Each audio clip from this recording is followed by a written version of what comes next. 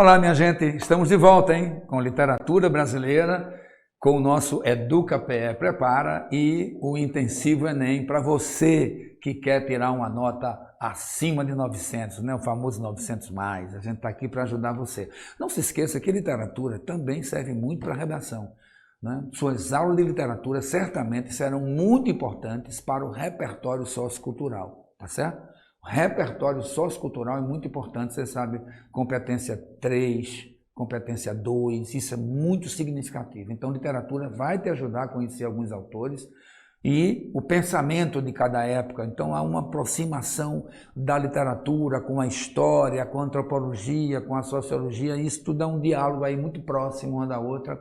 E aí, não se esqueçam, a gente está aqui para ajudar você, tá certo? Na última aula, a gente falou sobre a vanguarda europeia, ou as vanguardas europeias, né? E hoje eu quero mostrar a você como é que isso influenciou tanto o Brasil. Quer dizer, lá o desenvolvimento europeu, tá certo? Em cima do positivismo, determinismo, evolucionismo, experimentalismo, todo esse desenvolvimento científico que houve nas letras e até refletindo nas artes, né? Todo esse desenvolvimento vai fazer com que a gente tenha uma Europa muito desenvolvida também na questão tecnológica. Então, as grandes invenções, a gente começou a trocar a carruagem por automóvel, o trem ganhava velocidade, o telégrafo, né? E mais tarde, um pouco depois, o telefone, enfim, a eletricidade moveu esse novo mundo europeu. E o Brasil não ficou de fora disso, claro, né? Então, aquilo que foi na Europa as vanguardas, tá? Aqui no Brasil a gente chama de pré-modernismo. Simples assim.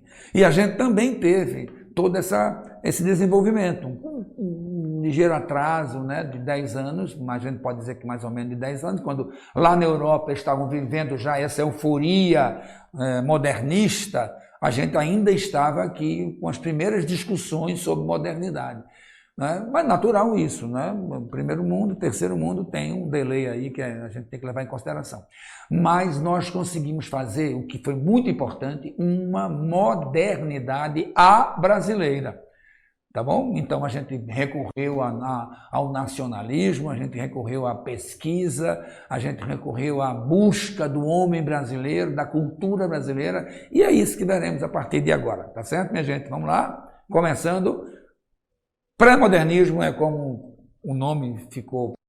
Esse período que vai de 1900 até 1920, né? Para ser mais preciso, 1902 a 1922. Porque aí a gente tem uns marcos iniciais aí, né? A gente tem 1902 a publicação de Os Sertões, do Euclides da Cunha, e a gente também tem em 22 a Semana de Arte Moderna. Como a gente trabalha com essa cronologia, a gente também tem marco inicial. Um marco inicial. Agora, eu quero chamar a atenção de vocês para um detalhe muito importante, gente. Olha, pré-modernismo não foi um movimento literário. Isso é muito importante que fique na sua cabeça. Então, você que vem estudando barroco, arcadismo, romantismo, realismo, entendeu? Vem com esses ismos todos aí, considerando as escolas, as estéticas literárias e tal. Aí você chega no pré-modernismo, a tendência sua é achar que o pré-modernismo foi mais um movimento, uma organização. Na verdade, foi uma pausa, foi uma parada para discussão. Então, o nome pré-modernismo, bem que poderia ser, por exemplo, ecletismo. Eclético significa misto, misturado. Mas por que ecletismo? Eclético, ecletismo.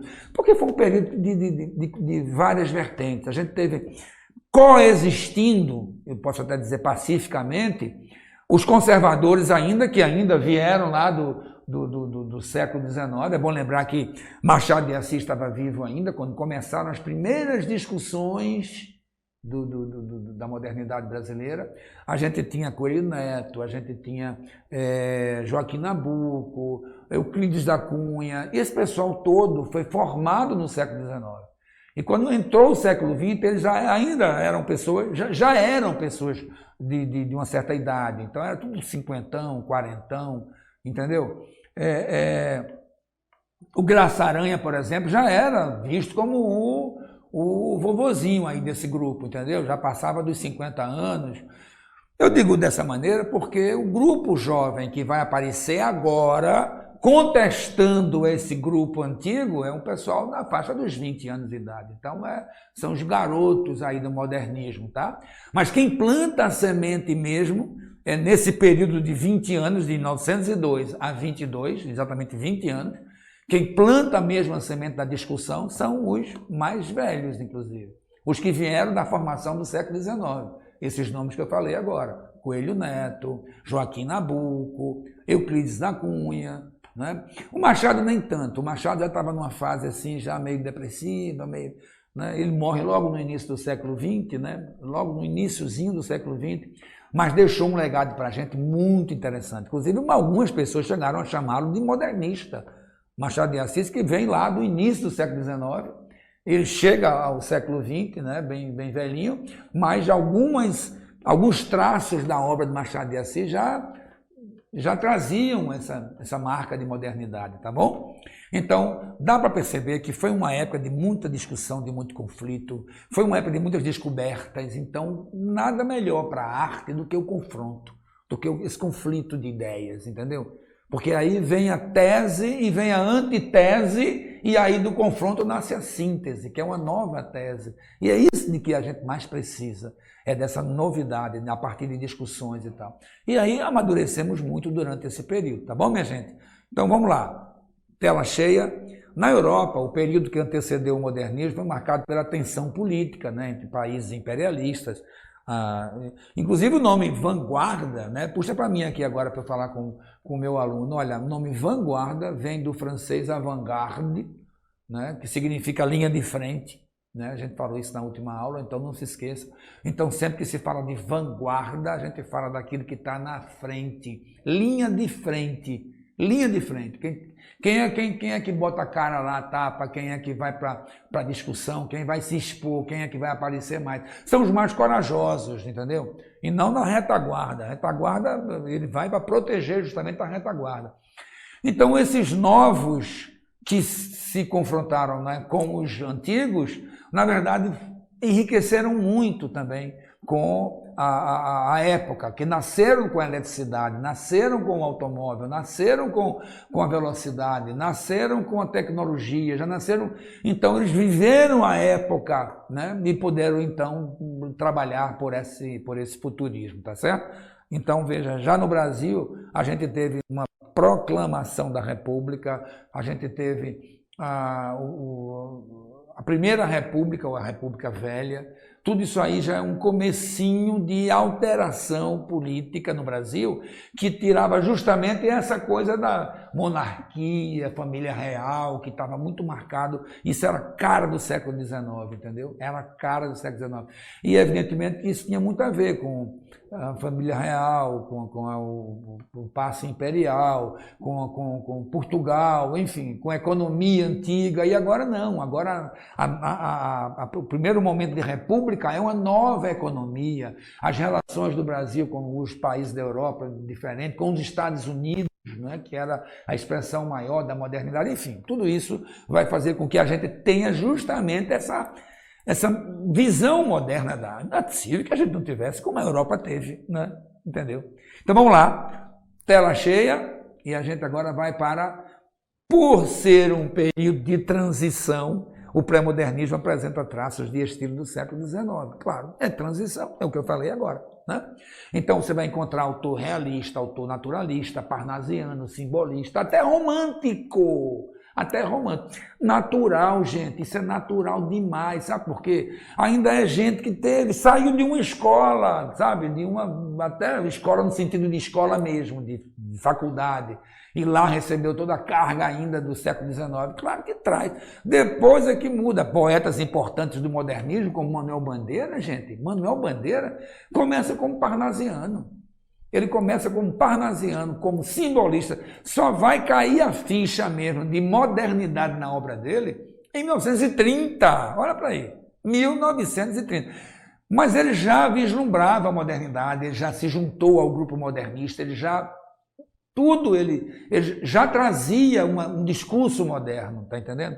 Mas a obra em si, a realização da obra, não conseguia concretizar a modernidade na obra dele, entendeu? Então, gente, foi um período da maior importância. Esse nome transição que tem aí é muito importante, sabe? Essa passagem de bastão do conservador para o moderno, isso vai marcar todo o século XX, completamente. O século XX todo vai ser marcado por essa geração que vai aparecer agora, tá bom? Então são nomes como Lima Barreto, Graça Aranha, Monteiro Lobato, que trazem tanto na prosa como na poesia, e até o Augusto dos Anjos, um poeta da Paraíba, né, viveu no Recife por muito tempo, que traz aquele pessimismo simbolista, que traz um certo rancor romântico. Tinha tudo que você possa imaginar de tendência dentro desse balaio chamado pré-modernismo, tá certo? Vamos para a tela cheia agora. Então, resumindo minha conversa agora com vocês, a liberdade na forma de escrever e o sincretismo. Veja bem, eles defendiam isso. Por que liberdade na forma de escrever? Por quê? Porque eles não queriam mais, era aquela prisão à técnica, à norma, sabe, do século XIX. Eles agora queriam a liberdade, verso sem rima, não contar sílabas, não, a poesia e a prosa meio que se misturavam agora no fazer poético diferente, entendeu? Vejam aí, denúncia e a investigação sobre a realidade da população brasileira. Então, havia um engajamento social, político da literatura com a sociedade, né? A tendência de aproximar a obra literária da população. Então, se eu escrevo como a população fala, e Bandeira buscava muito isso, se eu escrevo como a população fala, então esse povo vai ler. Porque eles vão encontrar no livro a realidade deles, a língua falada do povo, a cultura deles, eles vão se identificar. E não aquela literatura feita para os palácios, literatura feita para os intelectuais, para os letrados, para os acadêmicos, para os nobres. Não, literatura para nobre, mas não. A palavra agora é literatura popular, literatura para o povo. Levar a cultura para o povo a partir da cultura do próprio povo, entendeu? Então aparece agora o caipira, o sertanejo, o caboclo, as histórias contadas por essa população agora que vai virar obra de arte. Você vai ver Monteiro Lobato fazendo isso e tantos outros aí, tá? Então houve uma ruptura, sem dúvida alguma, da formalidade para a informalidade, da linguagem rebuscada para uma linguagem mais clara, mais objetiva, tá? Então esse sincretismo estético é uma marca importante desse período. Tá certo? Sincretismo, tá? Então essa mistura de características, de tendências, entendeu? Esse diálogo da arte, de um modo geral, porque eu estou falando de literatura aqui, mas isso se deu na pintura, se deu na escultura, se deu na música, se deu na arquitetura. Todos os segmentos artísticos sofreram essas mesmas transformações, tá certo? Então houve uma grande valorização da cultura brasileira a partir dessa coisa que a gente chama de regionalismo, tá certo? Agora, é bom que vocês entendam que essas características já aconteceram lá em movimentos anteriores, como o romantismo, mas aconteceu quando? 100 anos antes. Então, houve nacionalismo no romantismo? Houve, mas numa característica dentro de um universo, de uma sociedade do Primeiro Império, que não tinha eletricidade, que não tinha velocidade, que não tinha indústria, que não, entendeu? Agora não, gente, agora a gente vai ter uma sociedade eletrificada, com automóvel, com trem fazendo alta velocidade, com telefone, com rádio e com disco gravado em acetato, primeiro voz gravada em acetato. Tudo isso era um grande desenvolvimento, gente. Então, a literatura, mais uma vez, não pode ficar fora disso aí. A gente tem um grupo de... Olha aí, olha os nomes que se responsabilizaram por tudo isso aí. Esse é o grupo, o primeiro grupo que eu falei a vocês, é um pessoal que vem lá do século XIX, e está entrando no século XX, mas com uma visão que possibilita uma discussão. Pelo menos eles disseram assim, vamos sentar na mesa e vamos discutir, tá? Então, daí você tem o Euclides da Cunha, que era inclusive engenheiro, trabalhava para o Exército, né? O Graça Aranha, que era o maior intelectual de todos eles, e era nosso embaixador, ele era um diplomata brasileiro. O Monteiro Lobato, que também era outro intelectual, né, escritor, dono de editora. E a gente tem aí dois nomes que destoam um pouco dessa elite, vamos chamar de elite intelectual, que é o Lima Barreto, que era negro, e você sabe ainda numa época em que a cor da pele estava muito ligada ainda à escravidão, à subclasse, entendeu? Mas ele teve uma pequena formação que foi permitida a ele na época, e isso despertou a genialidade do Lima Barreto, e o Lima centrou toda a obra dele na periferia do Rio de Janeiro. Então você vai conhecer todos os costumes, a linguagem, gostos, atitudes, valores, tudo ele traz a periferia todinha do Rio de Janeiro para dentro da obra dele. Isso é impressionante, minha gente, porque não foi todo autor brasileiro que teve essa coragem, esse desprendimento, entendeu? Com a linguagem da periferia, com os problemas da periferia, um comprometimento com o homem periférico. Isso foi muito importante. O Augusto dos Anjos já era o pessimista, já era o sofredor, já era, né, sobretudo por causa da tuberculose, né? O Augusto dos Anjos veio aqui para o Brasil, para o Recife, me permita agora, eu fiquei emocionado com a obra do Augusto. Eu gosto demais do Augusto, mas aí gostar é uma coisa, né? E a importância dele para a obra literária, para a história da literatura é outra, né? De todos esses aí, eu confesso a você que o Augusto, poeta paraibano, entendeu? É um que me toca muito, porque ele consegue fazer uma poesia com a linguagem não poética, entendeu? Você fazer poesia romântica falando de bisturi, nome de doença, é uma coisa absurda. Para a época, gente, não tinha nada mais novo e moderno que Augusto dos Anjos no início do século XX. Você vai ver agora, por exemplo, né? Está aqui Augusto dos Anjos, nasceu na Paraíba, em Pau d'Arco, tal, era advogado, e só escreveu um livro. Aí começa por aí a genialidade dele, né? Porque ele passou muito tempo doente, ia para o hospital, voltava, se internava, voltava, então foi uma vida sofrida demais. E nesses intervalos entre o estado bom e o estado mau, aí ele publicava, aliás, desculpa, ele produzia um poema, tá? E aí, depois, já ao final da vida, que juntamos todos esses poemas dele e conseguimos fazer um livro já perto da morte dele, tá? E esse livro se chamou Eu, a única obra dele.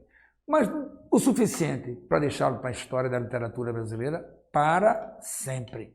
Se teve escritores importantes que publicaram 40, 50 livros e entraram para a literatura brasileira por causa disso, como Jorge Amado, por exemplo, ele entrou com um livro só, com a mesma importância, dada a grandiosidade da obra poética dele, claro, né? Só tem 58 poemas também, olha, não é uma coisa grandiosa, mas, gente, o que a gente buscou nele foi a modernidade, a nova estética que ele... Vejam aqui, por exemplo, aí uma foto dele, uma foto jovem ainda, na faixa dos 20 e poucos anos de idade, ainda estudante de Direito aqui em Recife, e vê, esse poema aí, ó, Versos Íntimos, a gente vai fechar a aula com esse poema.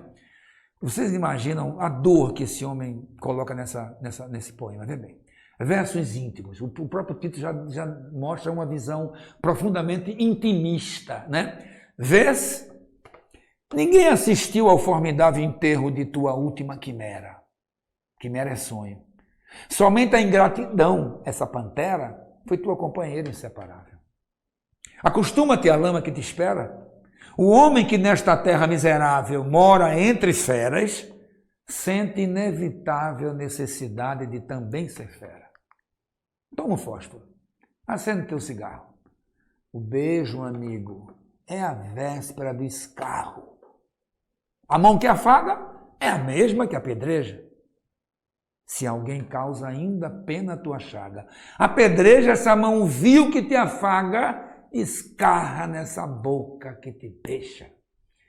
Esse fechamento aí desse poema é inesperado demais, é provocante. Ele é um provocador, permanentemente um provocador.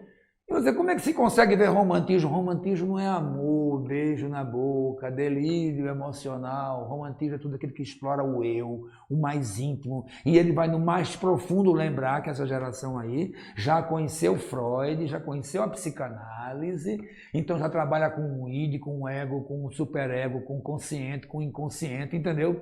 Já trabalha propositalmente, conscientemente.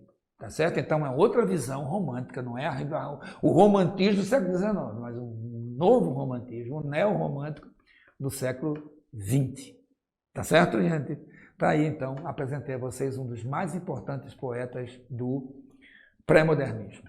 Próxima semana a gente se encontra e vamos continuar nosso trabalho, tá certo? EducaPE prepara Intensivo Enem com vocês sempre por 900+. Grande abraço.